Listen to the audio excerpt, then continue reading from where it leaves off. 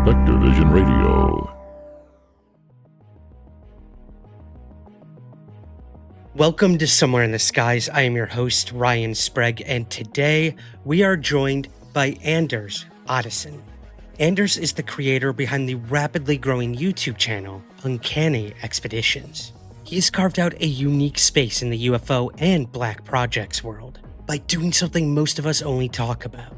He actually goes out there. From the deserts surrounding Area 51 to remote military test ranges across the American Southwest.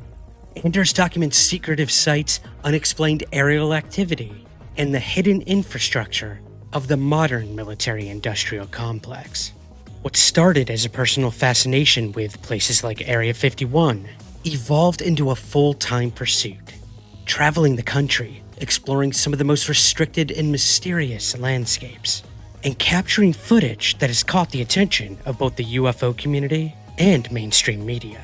In this conversation, we dive into his expeditions around Area 51 and beyond, including his now infamous Dorito aircraft sighting, his search for Bob Lazar's elusive S4 facility, encounters with Cammo Dudes and base security, and even a mysterious crash site of a UAP near the Nevada Test and Training Range. We also explore what he believes may really be happening at these classified locations, and whether any of it could connect to the broader UFO mystery. We'll be getting to that interview in just a moment, but before we do that, I want to give a special shout out and thank you to our new Patreon subscribers. Special thanks goes out to Rebecca G, Mark B, Elaine E, Allison McKay, Justin F, another Justin F, Beth A, Eric L, Elliot G, and Dan B. Thank you so much to these present, past, and future Patreon subscribers. If you'd like to learn more and to help support our work, visit patreon.com/somewhereskies. And while you're at it, please take just a few moments to rate and review Somewhere in the Skies on Apple Podcasts and Spotify. It truly helps us find new listeners and gain visibility.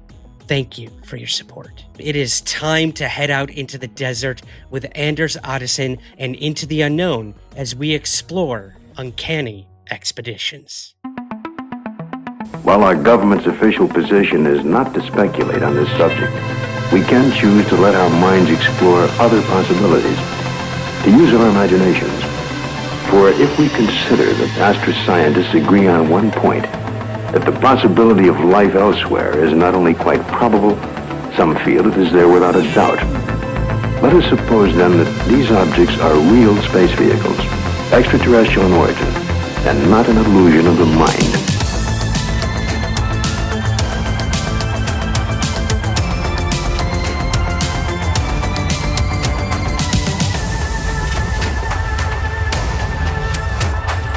I'm Ryan Sprague, and you are now somewhere in the skies.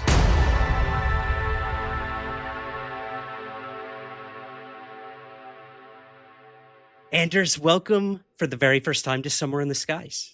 Thank you so much for having me. I'm excited to be here. Of course, man. Now, for those of my audience who may not be familiar with your work, I am going to immediately send them right after this interview to your YouTube channel, and that is All right. Uncanny Expeditions. I first saw you on News Nation when one of the things that you captured in one of your videos kind of went viral inside and outside of the UFO community. And we'll get to that, the quote unquote Dorito Yes. craft. But your channel covers so much more than that. So tonight we're going to be really talking about exposing things like Area 51, secret sites, black projects. Let's start from the beginning. Like, All right. how did this all start? How did you become kind of an explorer? Have you always been kind of the adventurous type? What kind of got you into exploring the deserts in the United States and abroad? Yeah, so it's definitely a long story in that it's something that I've been interested in since I was pretty young, as far as the whole Area 51, the other black sites, secret sites out in the desert. I used to spend a long time, hours and hours, reading about these kind of places on the internet, reading all kinds of theories, not just about UFOs, but other black projects, aircraft projects, things like that were being worked on at these sites. And it's always kind of been in the back of my mind. It wasn't always in the forefront of what I was doing. It kind of got put on the back burner for years. And then a few years ago, I started traveling the U.S. full time in an RV. So I had quit the job that I had been working, and I was able to do basically a remote job and working in national parks. Both of those things allowed me to spend almost 5 years traveling basically the entire U.S. And I would spend a lot of time, especially in the winter, in the desert Southwest of the U.S. So a lot of the interest that I had in Area 51 and these sites that are located in the desert Southwest kind of came back to the surface, and I started doing a lot more exploring. And eventually I started getting a little bit more serious about YouTube. It was basically January of 2025 that I rebranded my channel to Uncanny Expeditions, and I started actually turning it into something that was a little bit more serious besides just, fun uploads every now and then. And I kind of combined all my interests and hobbies, the secret sites, the UFO stuff, exploring the desert, riding my motorcycle. I kind of rolled all that into one and turned it into what now has become Uncanny Expeditions. And it's kind of, the rest is history, I guess you could say. Yeah, man, and it exploded. I mean, I'm looking at your subscribers right here. You're pushing like 180,000 subscribers, which is incredible. It got crazy. Yeah, like I still sometimes can't believe how much interest there ended up being in it, and I'm very grateful for everybody who's enjoyed the content so far, and I look forward to bringing even bigger and better stuff down the line. We're just getting started as far as I'm concerned. I love that. Well, you did mention the buzzwords that perk my ears and our listeners' ears. That's Area 51, UFOs. So, of course, that's my obvious next question. What was your interest in these sorts of things? Like, did you have an interest in UFOs prior to the channel? Have you seen a UFO prior to starting the channel or anything like that? Yeah, so my kind of opinion on UFOs it's changed a lot as far as going back and forth over the years. So when I first started getting into the topic, I was super into Bob Lazar, his connection to Area 51, S4. According to Lazar, his employer was the United States Navy. He says he and other government employees would gather near EG&G, fly to Groom Lake, then a very few people would get into a bus with blacked out or no windows and drive to S4. When you get off the bus, what do you see? It's a very interesting building. It's got a slope of probably about 30 degrees, which are hangar doors. And it has textured paint on it, but it looks like sand. It's made to look like the side of the mountain that it's in, whether it's to disguise it from satellite photographs or what. I kind of went through a phase where I became really skeptical of a lot of these UFO claims, and then I've kind of come back around more in the last 7 or 8 years to being back to where I'm still skeptical of a lot of these claims, but I definitely believe that UFOs exist. I believe that the U.S. government knows more than they're telling us about UFOs, and I am open to the idea of some like potential, reverse engineering projects and things like that at some of these sites. As far as like having seen a UFO myself, there's been a couple of instances in the last few years, like basically just before I got serious about my channel, and these really kind of sparked my interest in the whole night vision videography kind of side of things. And basically what I saw is what looked like a satellite, and that it was moving in a straight trajectory, constant speed. And then after I was watching it for a few minutes, it would suddenly dart at a 90-degree angle, essentially. So it started to move in a way that was not consistent with a satellite, or at least a satellite that I'm aware of, or any other known aircraft. And I saw something that did that on two separate nights. And I would consider it a UFO. I don't obviously know whether it was, a new type of satellite that can suddenly change direction on a dime or what it was, but it seemed like it was very, very high altitude. That was one thing that really started to get me into, okay, I want to get serious about specifically night vision videography so I can hopefully capture some of these unusual things that we're seeing. In the past, I had the opportunity to go to the back gates of Area 51. You know, I did the Mhm. whole alien thing, Yeah. went to the back gates, got my selfies, did all that stuff.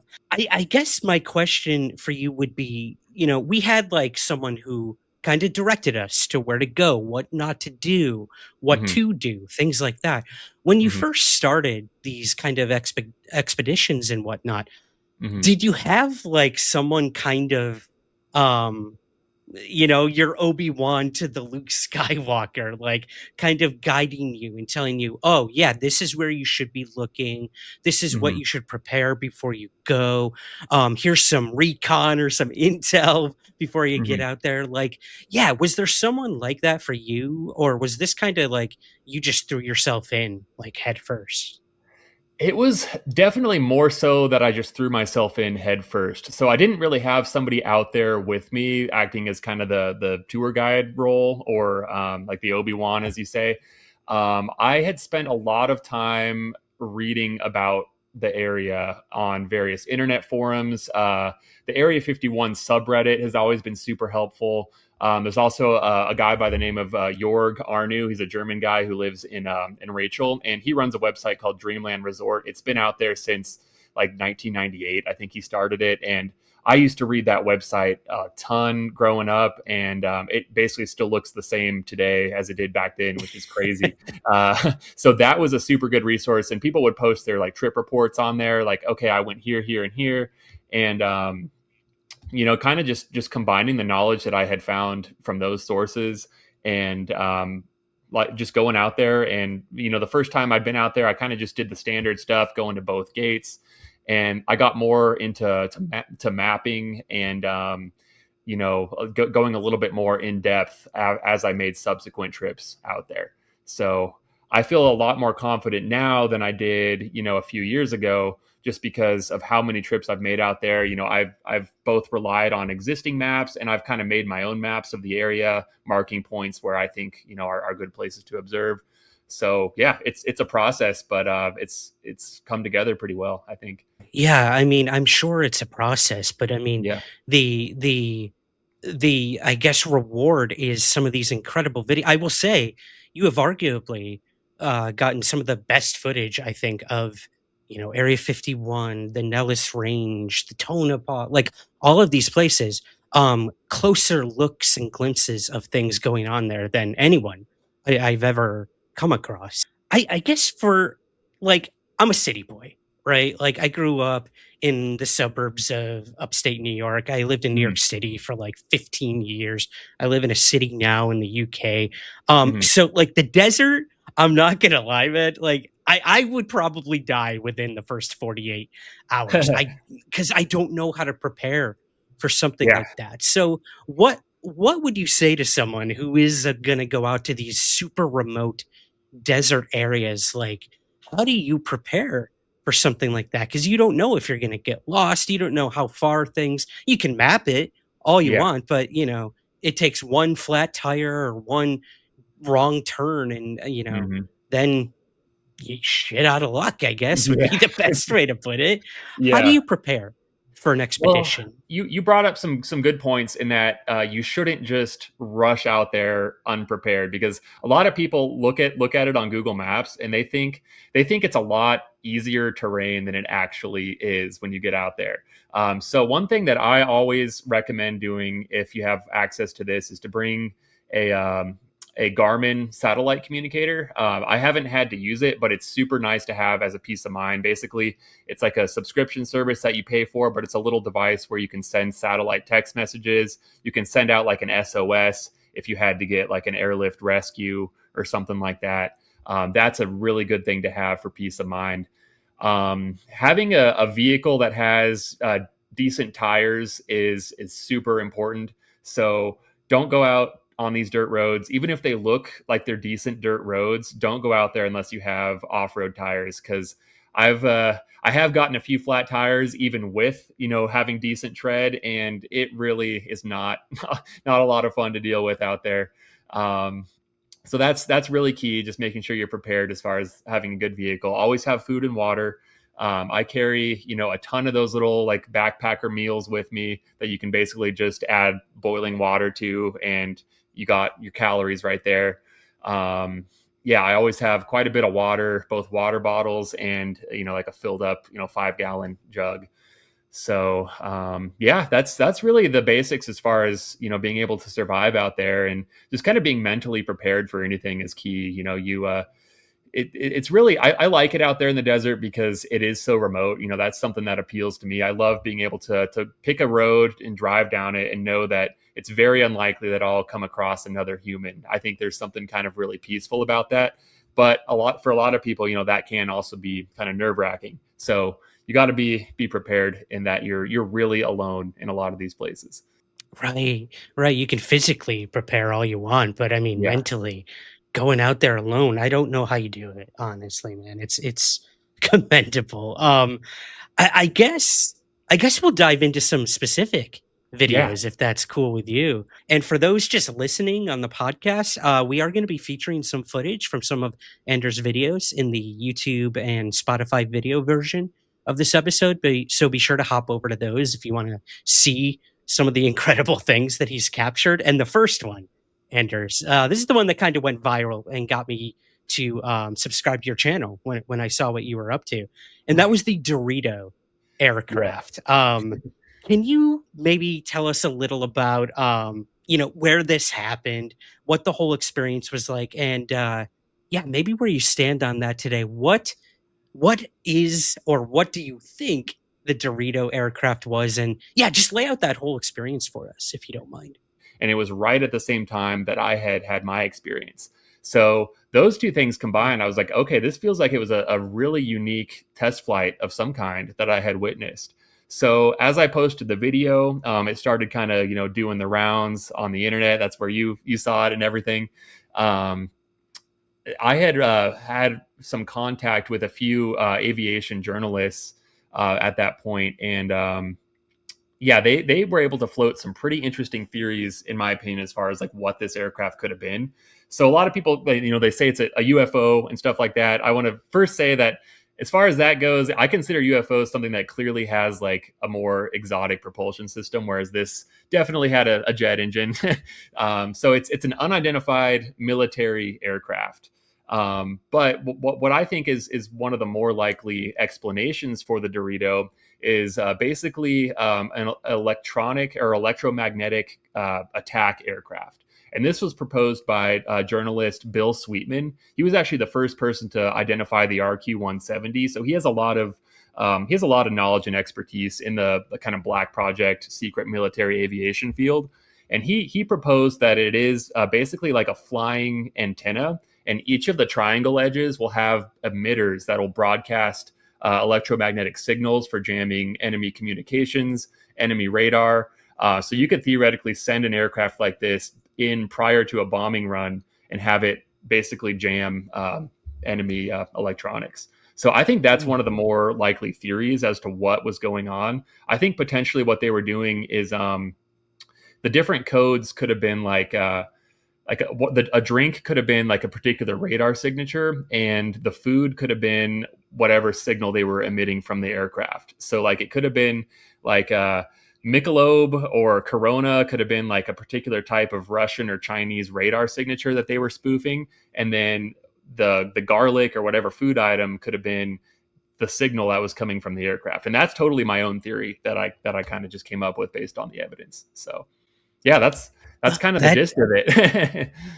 Yeah. I mean, that's so interesting. I mean, like you said, when you watch the video, which I'm sure at this point we've cut to it maybe a couple times, there is a clear propulsion to this thing. There is an exhaust behind it and whatnot. I got to ask you, do you think it was physically piloted, or do you think this is more of like a UAV remote sort of controlled thing, like a drone, I guess, of some sort? Yeah, manned or unmanned. That's tough to say for sure. I tend to think it was probably manned. And in the article that I just referenced from Bill Sweetman, he thinks it was a manned electromagnetic attack aircraft.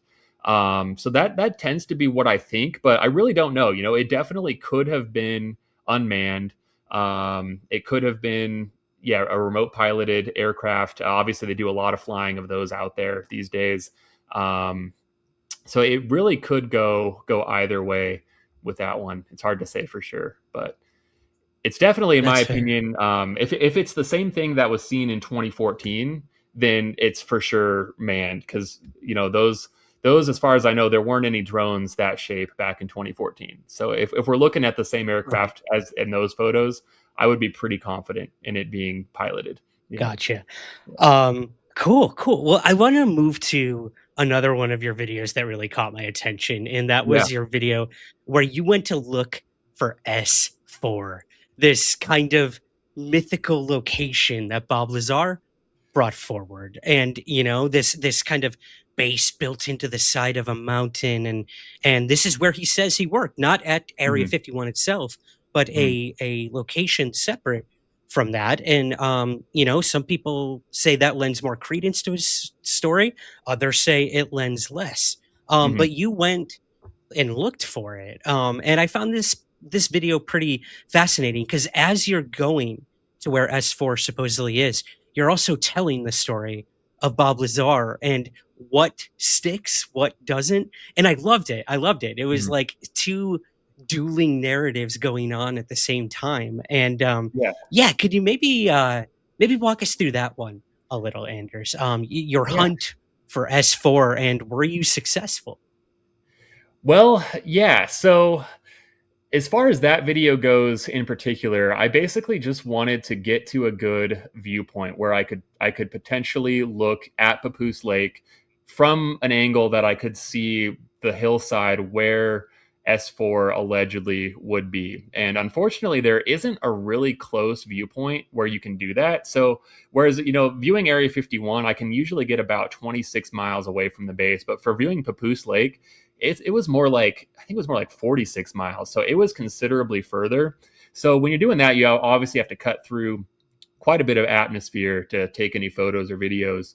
And it requires a lot of like post processing to get a clear image. But I would consider it a success in that I was able to get at least an image of Papoose Lake. I didn't obviously see any physical evidence of the underground base. I do plan on potentially doing some subsequent hikes or subsequent climbs of this mountain over a period of time just to see if there is any activity. But as you mentioned, as I was climbing up this mountain to get this view, I kind of just was going through just kind of my thoughts on Bob Lazar and the whole S4 thing. And I've definitely gone through an evolution on his story over the years. I'd say these days I land a bit more on the skeptical side of things as far as his story. I'm definitely going to watch, the new documentary that's coming out whenever that comes out. If it has any new evidence, I will watch it and I will take it with an open mind. But I as of now, I kind of struggle a little bit with his background as far as some of the things that I kind of know the profile of somebody that they would hire for a really secretive role at Area 51.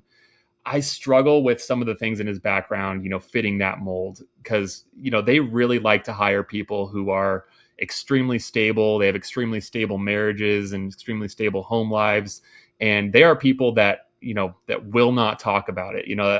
I've had some conversations with people, and we always come to the conclusion that the people who've truly worked at Area 51, they don't tell you anything about what they worked on. Like, they are very good at Mm. keeping secrets. So I struggle a little bit with that. But, as I said, I'm open to being convinced, even if I'm, in the camp of being more on the unconvinced side currently. Because I have been, I started off very much in the camp of, I got to know more about Bob Lazar's story. I was very much intrigued and everything by his story, as, I think a lot of people were and are still, obviously.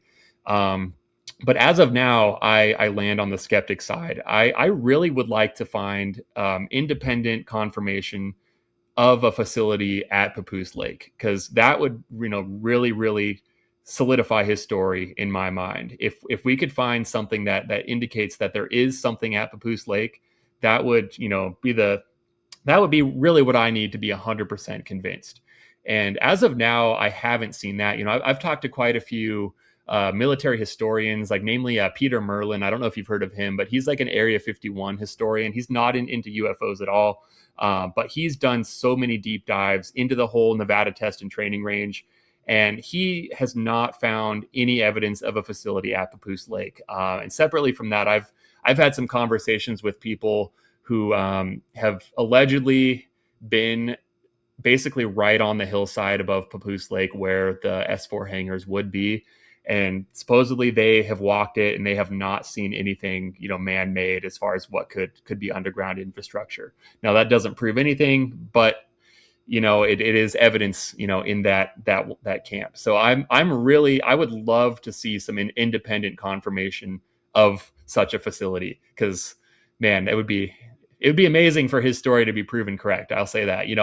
Just because I'm unconvinced doesn't mean I'm a debunker. I want it to be true. We'll say that. Absolutely. Yeah. I'm with you on that. I change my mind every day. And you mentioned the documentary coming out. Well, we actually are going to have the director, Luigi, on the show next week. So synchronicity at its I'm going to tune in. So. I'm going to watch it. Yeah, I got to see him. Yep. Oh, thanks, man. Thank you. Sure. Thank you. But again, like, you're out there doing the work. We can Mhm. argue on podcasts and documentaries all we want, forums, but you're actually Mhm. going out and looking, and right now you're not convinced, and I think that's where a lot of people are. So I do look forward to the documentary. Yeah. Maybe someday Bob Lazar will testify in front of Congress. I would love But that. until that Yeah. day comes, yeah, I think I'm with you on that one. Yeah. Let's stay in the Area 51 realm for a little bit here. We'll move Yeah. to some other facilities too, because I know you're not just a one-hit wonder with Area 51. Yeah, I but had to broaden my horizons a little bit, Well, that's the problem, man. Like, everyone knows about Area 51, so if there were UFOs there, they've probably moved them a long time ago. Let's be completely honest, but it's still worth looking for. And you have made friends, I would say, with the Camo Dudes a few times during your Uncanny Expeditions. Now, Yeah. can you say maybe that. tell us a little bit about who these Camo Dudes are, and how close have you gotten to these guys, and what do you think they're all about? Yeah, so it's been interesting. It's the Camo Dudes are very elusive. I'll use that word, because basically their prerogative is, or their method of operation is, they're really never going to interact with you unless you cross the boundary. So they're extremely standoffish. Like, if you approach a Camo Dude in their truck, they're gonna back away from you. It's really interesting. They almost kind of remind me almost of like video game NPCs. Like, they have like really like predictable like behavior, like, in a way. Like, I don't know. It's very strange. But I will say that I have had a few interactions. So on one of my recent hikes, where I climbed a particular hill, basically right next to the front gate, and it's a hill that not many people climb, but it actually lets you see the guard shack at the front gate, which normally you can't do. But as I was climbing that hill, the Camo Dude that was watching us, basically, like, he completely lost it. He was like honking his horn, and like, I don't know what he was trying to accomplish, but he was honking his horn, flashing his high beams, like basically trying to scare us off from climbing this hill. Obviously, it didn't work. I'm not one to be intimidated, but it was kind of interesting how, that was the reaction. The other thing is, if you do poke around certain places on the border, they will give you what I call the helicopter treatment. So they'll send out it's actually a unique variant of Black Hawk that only exists at Area 51. There's only 4 of them in existence, and they're all in use at Area 51's perimeter security, essentially. So they'll give you really low flyovers, and they'll buzz you. If they kind of want to give you a little like, hey, we're watching you. They'll send those helicopters out and kind of give you a show. I always like when they send them out, because it makes for a good video clip. But that's kind of the most sort of intimidating thing that they do these days. There's been a couple times where I've gotten a wave. I've gotten a wave from the Camo Dudes, which I think it just kind of depends on who's working. These are people too, but some of them are a little bit more friendly. Some of them are a little bit more agitated. Just kind of depends on their individual demeanor. I think the probably the funniest interaction that I've ever had actually didn't take place at the Area 51 border, but basically I had been out riding my motorcycle around the perimeter, and I had seen the Cammo Dudes from a distance, but I didn't have any particular interactions that time until I had gone to Alamo, which is a town about an hour and a half or so from Rachel. And it's where like the Area 51 employee bus parks. A lot of the Area 51 vehicles that aren't stored on the base are stored in Alamo. So I went to there's a little burger stand at a gas station there. I placed my order. I was standing in line. I look to my right, and two Cammo Dudes came in the door and got in line right behind me. So we had just probably been at the border at the same time. But I turn around and there's these two Cammo Dudes just standing like straight faced, like right behind me. And I had to wait for my burger. They had to wait for their burger. We didn't talk or make eye contact, but we were standing, about 2 feet apart, and it was funny. It was just a really funny experience. I snapped a little quick picture of them before I left, and just for the memories. But it was just kind of a funny way to wrap up that particular trip. We had both been on opposite sides of the perimeter, and here we are ordering a burger at the same burger stand. Yep. So burgers bring everyone together, man. They always do. Yeah.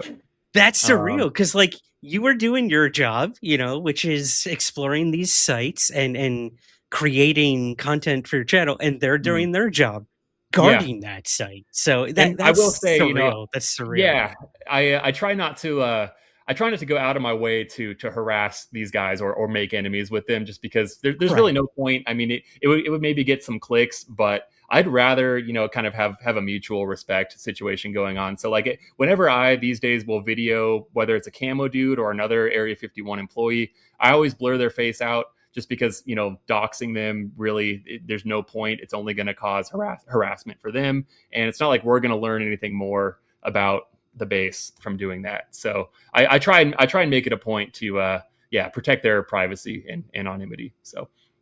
For sure. Yeah. I mean, I've interviewed 2 individuals who breached the site, and they were held at gunpoint. They were given sizable fines, and they were never allowed back anywhere in like a 100-mile radius of there. So like it's no joke. People have been shot. People have been killed for breaching those gates. And like you said, they're just doing their job. This is a highly sensitive military base. No matter what you think about UFOs or the mythology behind Area 51 having anything to do with that, like this is one of the most highly sensitive areas in all of the world. So I respect that. I respect that you respect what they do. And I have another story I could kind of, as a tangent, we're on the topic of security. Now this didn't happen at Area 51. So this happened on the southern boundary of the Nevada Test and Training Range. So Area 51 is up at the northern side of the range. So I was at a town called Indian Springs, which is right across from Creech Air Force Base. And Creech Air Force Base is the headquarters of an OSI office, or Office of Special Investigations. They're for viewers who don't know, they're an Air Force investigative wing. So they'll do like counterintelligence investigation, things like that. They're not quite like FBI in that they don't have the power to like arrest a civilian, but they'll handle the investigation and things like that. So basically what happened is I was at this gas station at Indian Springs.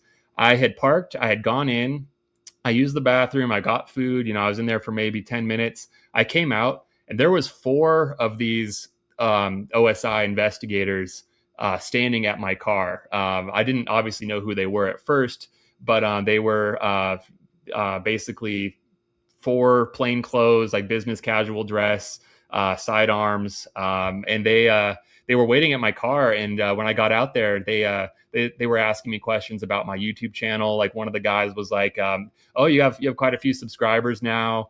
And they were asking me questions about like how much I spend on like camera gear, and like they were really interested in like the night vision stuff and like how I shot some of the night vision footage. And this was after I had both shot the triangle video and also after I had shot the RQ-170 at Creech. So I think they were potentially interested in like both of those clips. And I didn't really get into specifics. I kept it polite and friendly and everything, but I didn't have to answer questions legally. So I didn't go into specifics that I didn't have to, but it was a really interesting experience. And it was one of those things, like I know my plate like popped on a plate reader like as soon as I got into town, and they decided to basically meet me at the gas station right there. So that was one of those experiences where it's like people ask me if I think they're watching me and following me. It's like, yes, I can say without a doubt 100% that they are. I thought I'd relate that little encounter also. Well, hey, now it's on the record. You've got some insurance, man, right there. Yeah. It's on the record. Yeah, if they do kick in my door, we'll see. But it is interesting. Yeah. There have been cases where people haven't broken the law and they have had their doors kicked in. A friend of mine, Jorg, that I've talked about earlier, it happened to him. We see it flying over Rachel quite frequently. Jorg Arnu, a naturalized citizen, has devoted much of his life to understanding the base. His website, dreamlandresort.com, is a clearinghouse for all things 51, including photos and videos of the base and anything flying above it. Arnu owns a home in Las Vegas, but bought a place in tiny Rachel, Nevada, so he could be close to the action. I came to this country because I love this country, and I became a citizen to support this country. I would never do anything to hurt this country, but I don't understand what is going on right now. Arnu is not anti-government, not even anti-secrecy. He says he's always been careful to screen out content that might cross the line and expose something that is legitimately classified. But on November 3rd, he learned the hard way that something on his site had apparently gone too far. More than a dozen agents from the FBI and Air Force OSI smashed through his gate, broke through his door, and stormed into his home. I'm asking, okay, what is going on? What are you doing in my house? To which I'm looking basically at this point at a riot shield and a gun that was drawn and pointed at me, and an agent in a stern voice giving me commands to turn around, hands against the wall. He then proceeded to yank my hands pretty violently back, handcuffed me very tight. I mean, it really hurt. I got the message that, hey, these guys are serious. Arnu was held outside while agents searched the home. He was given a few pages from a search warrant that was more than 40 pages long. Most of the warrant remains sealed, he says, including what he presumes is an explanation of what the agents wanted. As it is right now, I have no clear understanding what I'm being charged with or why my property was seized. My various computers, 3 or 4 laptops, cell phones, memory sticks, backup drives, my camera equipment that is worth almost $10,000, my drone, everything was taken. I was presented with a list of items that were taken, but not with a reason why they were taken. At the same time, another team of more than a dozen agents kicked in the door of his Las Vegas residence, rousted and detained his girlfriend, and then conducted another vigorous search. And I know a lot of the specifics of his case, and it scares me a little bit because they actually lied to a judge and fabricated evidence in their raid. I know that for a fact. And so if they can do that in one case, they could potentially do that in another case as well. So it's one reason I like to be, I guess, really public about what I do is, I think it does give you a little bit more security as far as I feel like I'm maybe harder to mess with if everything I do is just out there in the open. Yeah, sure. I think it's not that I expect that to happen necessarily, but worst case scenario, Yep. Exactly. And yeah, I remember when Jorg's house got raided and they damaged things. They never returned stuff. Like they didn't pay for any of the repairs on stuff. Like it's troubling. It is troubling, man. It's crazy. Well, speaking of Jorg, I'd love to move to another kind of big thing that made it into the news that you explored. I know Jorg did as well. You guys even did a little crossover on your channels about this incident.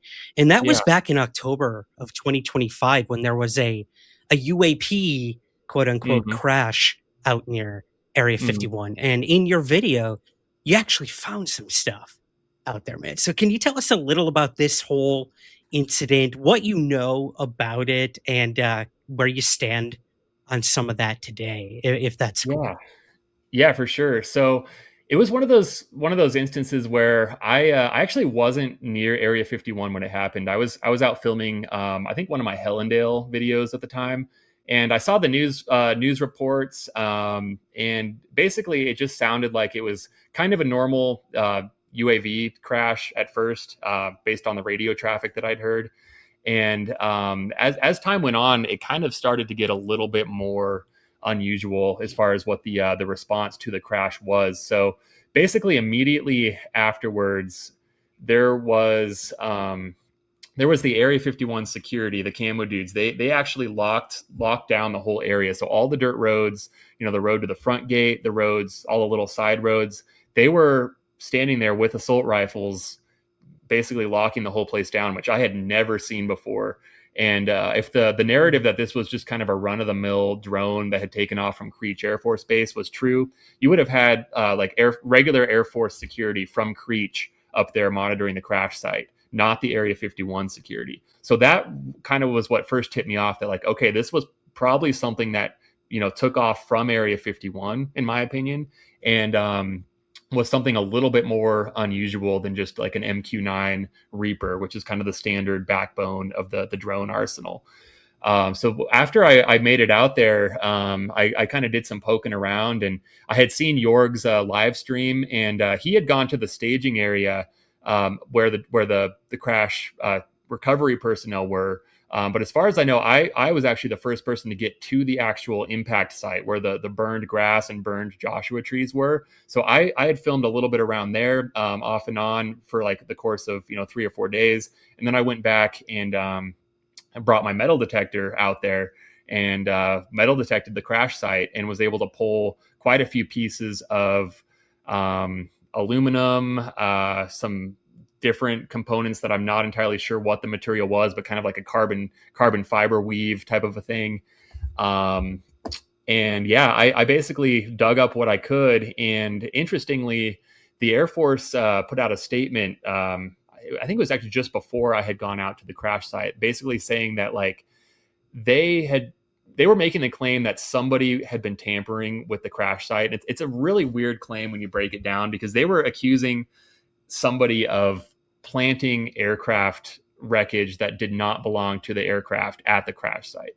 But if anybody had been doing the planting, it would have been the Air Force. So like, it was almost like a statement that was deliberately put out just to deter people from poking around the crash site, being like, hey, we're looking into this, we're monitoring it. Don't go out there. It was really, really strange the way it was worded. And I will say that I do believe that wreckage was planted at the site. I don't believe all the wreckage that I recovered was from what actually went down. I do think that there was an attempt to basically disguise it. And obviously they also brought in dirt and covered it up, because most of the burned section of the ground was like completely filled in, and it was pretty deep. There was several feet of dirt before, I was able to dig down and get to where it was actually charred. So, they trucked in dirt, they planted wreckage that was from another aircraft. Those things, they both point to it being a classified test from, I believe it took off from Area 51.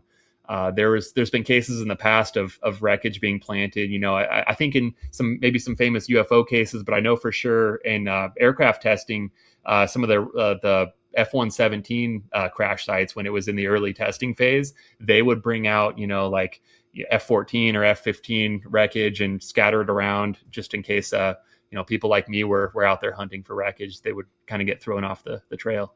That's interesting. It makes you go all the way back to 47. And is that what they did with Roswell as well? Yeah. The old tinfoil weather balloon theory. Yeah. Yeah. Huh. I never. Now, what would you say was like the circumference of the impact site, if you had to guess, Anders? Like, are we talking something big, or like a Reaper drone of some? I don't even know how big a Reaper drone is. Are these things big, or what? How big do you think this thing was that crashed there, if you had to make a huge sweeping guess?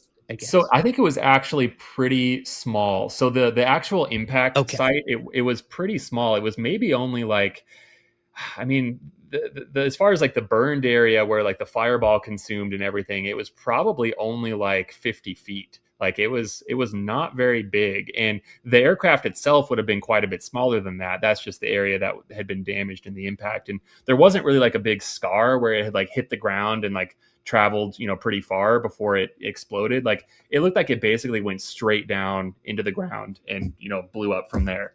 So I would say it was probably something smaller than a Reaper by a little bit, in my opinion. So a Reaper has a wingspan of like 66 feet.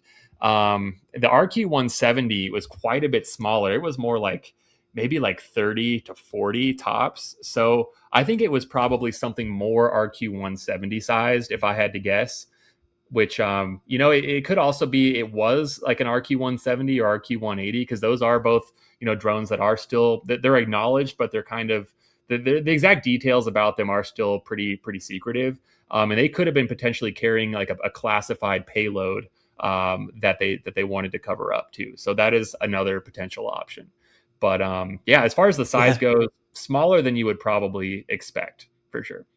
Yeah, well, I mean, that alone gives some clarity. So I appreciate that. Of course, us UFO people, we hear UFO crash, Area 51, and we're freaking out. But it's Yeah. good. It's good to kind of like bring this back to reality and be like, I mean, there was still a cover up, which is very Yeah. mysterious. But yeah, you also gave some good reasons as to why that might be. And a payload, I didn't even think about that. Like that wasn't Yeah. even, when the Chinese spy balloons were found, it wasn't even the fact that it was a spy balloon. It was, well, what's the payload? What's in Yeah. this thing? Which was more important. So yeah, that Yeah. makes sense. That makes And sense. we are pretty sure that Yeah, whatever it please. was unmanned. I mean, obviously it could have been a manned plane that went down, but based on the radio traffic and the fact that there weren't like medical personnel there and stuff like that, I think it can be pretty conclusive that whatever went down was in fact unmanned. So I want to sort of move to modern day ufology. Is that cool? oh yeah, yeah. So, a lot of the news lately has to do with congressional UFO hearings and legacy UFO programs. UFOs Mhm. have crashed and they're being reverse engineered at, secret sites like the Mhm. ones you explore and whatnot. Yeah. And right now, Representative Eric Burlinson in the United States actually visited the first location of possibly one of these stored UFOs. Yeah, I heard about And he that. has plans to go, plans to go to more of them.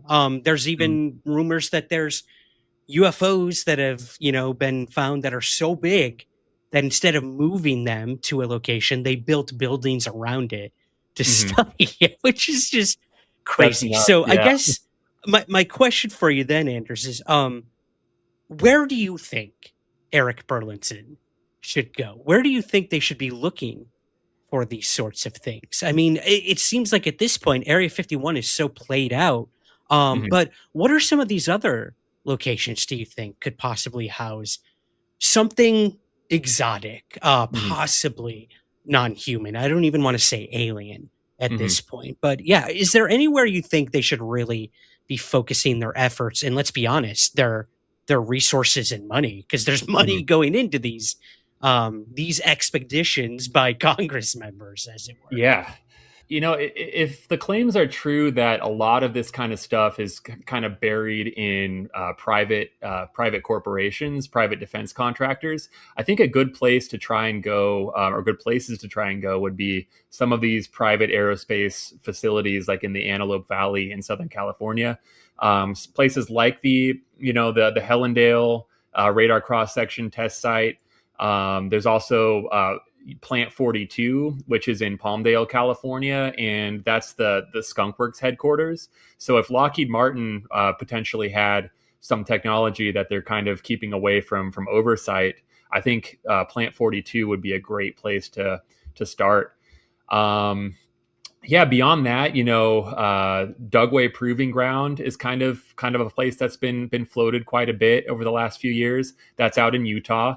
I haven't actually done. I've been there. I haven't actually done a video on it yet for my channel. I plan on doing it this year. So hopefully that'll pan out. It's another really big test range, essentially, kind of like the Nevada test site is, or Nevada test and training range. But there's a lot of places out there where you could potentially hide stuff. So those are kind of what comes to mind off the top of my head. There's obviously, I don't know if anything would still be at like Wright-Patterson, but that's, historically a place where potentially there would be stuff. I know, what was it? The Pax River, Naval Air Station. That was something that I forget who mentioned it recently, but somebody recently, you might know, said that there was a hangar there. That is supposedly Yeah. That is supposedly where Eric Burlinson visited, was Pax River. Representative Burleson, thanks for joining us. We don't have much time, so let's jump right to it. You recently took a field trip to Pax River. Can you tell us what your expectations were going in, and then can you describe the trip and what you saw? Guys, I can't really. I have not publicly said that I've taken the trip to Pax River at this time, and so okay. I'm being extremely cautious about where I've gone so far because, but I have gone to a facility. I've gone to a location that is the first on a list of hopefully many locations, and what I'm trying to do is not jeopardize, not jeopardize for future trips. But believe me, at the end of this, I will be making it very public. Oh, is that where? Okay. So, yeah, it was brought forward by, I believe, Lou Elizondo. Okay, it was at Lou. one Okay. point. It dates back even to like the Robert Bigelow days when he was doing his stuff with Skinwalker Ranch and OSAP, where he had this facility built to actually house a UFO, and something was being transferred there that he was going to study, and the CIA put a halt on all of that. So again, this is all rumor, innuendo, things that have never been proven. They've been documented, but documented is not proof. So there's a lot of mythology with Pax River right now, at least. And I think there are probably places too that basically have not actually been talked about at all. Like I do believe that there are some like operating locations out in really remote parts of the desert Southwest that aren't on basically anybody's radar. So I think there could potentially be places like that worth checking out. Like I've heard of some places potentially in New Mexico that people have seen. I know somebody who has seen some interesting things like in northern New Mexico that could be related. And also just even in Nevada, like in the NTTR, it's Area 51 is like such a small part of the NTTR. It's one little area in this massive land area that takes up almost like all of central Nevada. So there's places that are like further inside the NTTR that you could potentially hide stuff even better than you could at Area 51. Like I know for a fact there's underground facilities in a place called Area 12. There's also there's a place called Area 6 that is really interesting in my opinion. It's a place that I haven't ever been able to find a mountain where I can get a clear view of. I'm going to try a few more places down the line, but you can potentially see the airspace from public, but the actual facilities are extremely well hidden. And Lockheed Martin operates the facility at Area 6. So that is a place that I really would like somebody with access, like whether it's Eric Burleson or somebody else. I would love for them to go there, and I would love to ask them about it if they know what's going on there, because it's there's a bunch of weirdness with Area 6 as far as how it was constructed. Like they didn't go through the normal approval process that a lot of facilities normally go through. So like normally there's like a public comment period. There's like basically like an environmental assessment, like the normal like construction process when you build a military base. They bypassed like basically all of that, and it just like appeared on satellite photos one day. It's super strange. So it's do you think it's called the Yucca Airstrip is another name for it, but it's inside Area 6. Do you think, Anders, that's because it's Lockheed Martin, like a private aerospace weapons company? Is that why they were able to sort of bypass sort of the military permissions? I don't know how that Yeah, I sort mean, of stuff works. I'm sure that that played a part in it, but they were still, to my knowledge, supposed to kind of go through the same process because it's built on Yeah. NNSS property, so that's Nevada National Security Site. So it's actually Department of Energy property. That the section of the Oh, area that okay. it's built on. So like there should have been basically public record of its construction that that they were able to bypass. And yeah, I just find the whole area there super interesting because it's very very hard to spot, and we really don't know what's going on there. I've heard things floated about UAV testing. Whatever it is, it's something they really want to keep under wraps. Well, under wraps, you mentioned the Department of Energy. That's like the big boogeyman in the UFO world. Yeah. They Yep. apparently have no oversight and they don't answer to anyone. So Yeah. that's a conversation Yeah. for Oh yeah. another time, man, for sure. Well, I've just got two more personal questions for you, and then I've got a Yeah. couple listener questions if you're cool sticking around for those. Oh yeah. I'm thrilled for sure. Awesome, awesome. And then we'll move over to Patreon. This is like an interrogation, man. Marathon interrogation Oh for you no, I right love here. it, man. It's great. Um, oh, cool. Well, thank you. Thank you for your time. Have you ever been restricted or like threatened not to publish one of your videos or content of yours? Or have you had like your film confiscated or anything like that? Any weird stories in terms of stuff like that? Yeah. So let's see here. I wouldn't say that I've been directly told not to publish something. I've definitely had things happen where I'll put like a little teaser image out, like particularly I think the first instance of this was after I published a Lockheed Skunkworks photo. I've had people, in my DMs threatening me, like saying like I should be, executed for treason and, all kind of ridiculous stuff like that. Like those definitely Jesus. flare up, like as far as the random messages every time I post something that's kind of, a little bit, crossing the line. I wouldn't say crossing the line, but like up to the line of, actually posting something interesting.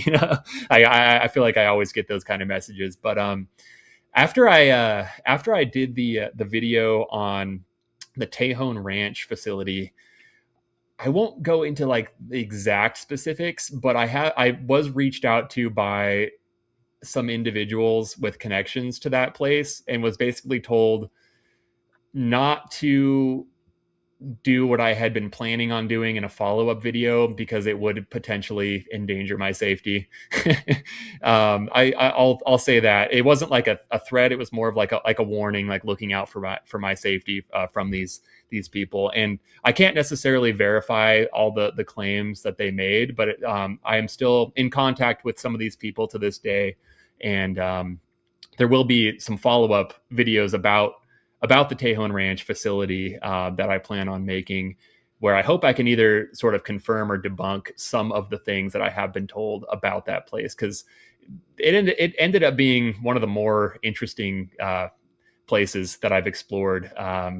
It's basically, for viewers who don't know, it's a place that's long been in UFO rumors, but it's a private aerospace facility that's supposedly abandoned now, but it was formerly run by Northrop Grumman, and now it's kind of in a weird limbo state. But yeah, that's the closest thing I could say to somebody telling me not to publish something. It was more like, hey, don't go back and do what you were going to do in a follow-up video. So, but I've decided to play the follow-up a little bit more cautious than I was going to, and basically what the follow-up will involve is a little bit more long-term monitoring of the place to see if I can prove that it's not in fact abandoned as they claim. So Oh, interesting. yeah.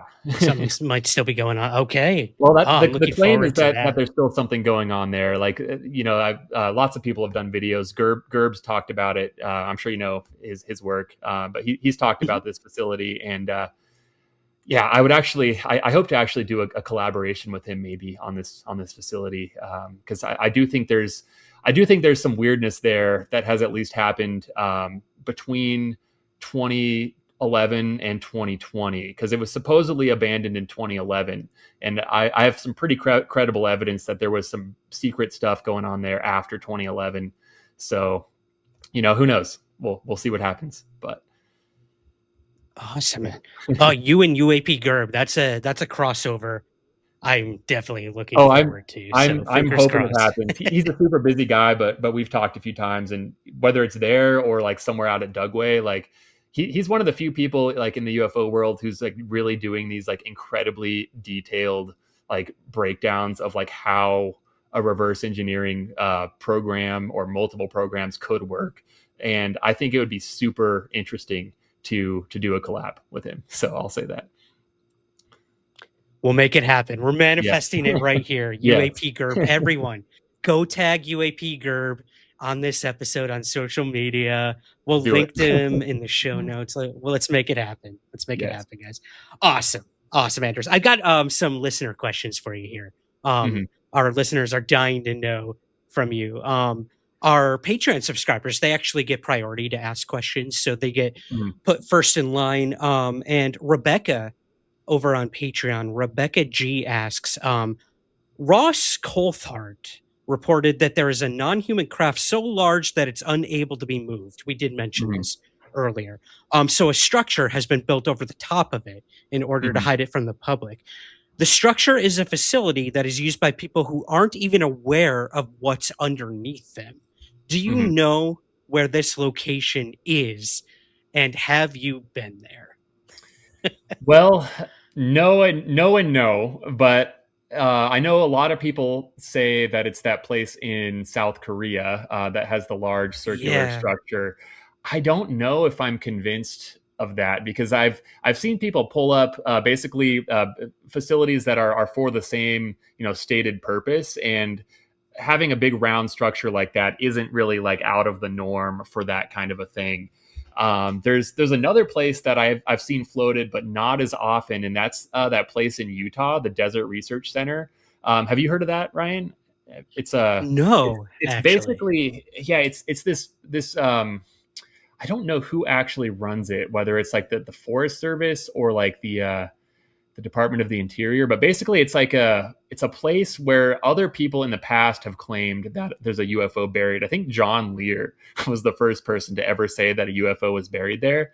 And obviously you got to kind of take everything he said with a grain of salt. Some things, could be true, but a lot of things were like really out of left field with John Lear. So I do actually plan on going out to the Desert Research Center and poking around a little bit. Because what's interesting there is there's like a little cul-de-sac of houses basically built in a circle, just kind of like in the middle of nowhere. And I think it was Linda Moulton Howe that photographed it like ages ago. Like I want to say in like the early 2000s. And it was interesting because they were all in like this really like rundown, like semi-abandoned state. But there was like brand new like solar panels around the area. So it at least looked like it was interesting to poke around and kind of just see what's up. But I don't know if that's where Ross Coulthard was making his claims about. But it's another place that I know at least somebody has made a similar claim in the past for. Interesting. I have never scribbled so many notes during a live interview before. This is awesome, man. Thank you. Thanks. Hey, Desert Research Center. I'm looking forward to that video too when you go there. Awesome. Our next question here on Patreon comes from Haruto M from Japan, actually. This is pretty cool. If some sort of government agency or military general or someone offered to bring you, language barrier here. If some sort of government agency or military general offered to bring you inside the most secretive base in America to show you what they have, but you could never report on it or share publicly or privately with anyone, would you do it? I would have to say yes. It's not something where I would have to deceive people necessarily, but if I could just not talk about it, I would say yeah, just because I think that would be worth it just to know for my own curiosity and my own experience. I don't think I could pass up such an opportunity. if it was something where like they told me that I would have to go out and lie about what I saw there, that would maybe be a different question. Like if I had to go like spread misinformation, I would have a lot more of an ethical qualm with saying yes to that. But if I just had to keep it to myself, I might have to do it. That's fair. That's fair. Yeah. Cool. Our last listener question here comes from Shepherd J on Facebook, and he asks, how often, Anders, have you run into people looking for UFOs out there? Also, what is the most bizarre UFO story you've heard about involving Area 51? Let's see. So as far as running into people out there UFO hunting, it's not something that actually happens a ton. So there's definitely been a handful of times where I've run into people, and sometimes I actually, especially these days, more and more, I get recognized out there. So somebody will either see my bus or see me from a distance and come over specifically to talk to me or camp with me and stuff. They'd be like, "Hey, you know, I love your channel," and stuff like that. So I've definitely had that happen out there. But it's such a spread out area. And, you know, you see people go out there a lot, but it's weird. Like the odds of actually running into somebody out there, I found to be kind of slim, just because it's such a huge area that we're talking about. And, you know, I don't spend a ton of time just hanging out like at the gates anymore. Like I'm usually more like out in a little bit more of a remote area. So it's not something that happens as often.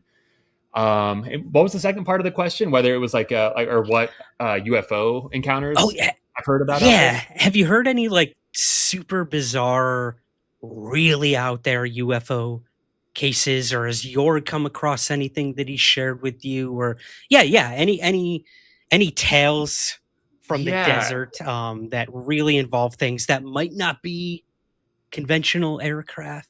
I know that's a hard question to answer, but there's like, honestly, I get so many reports from different places out in the desert, like from fans or viewers who've told me about things they saw.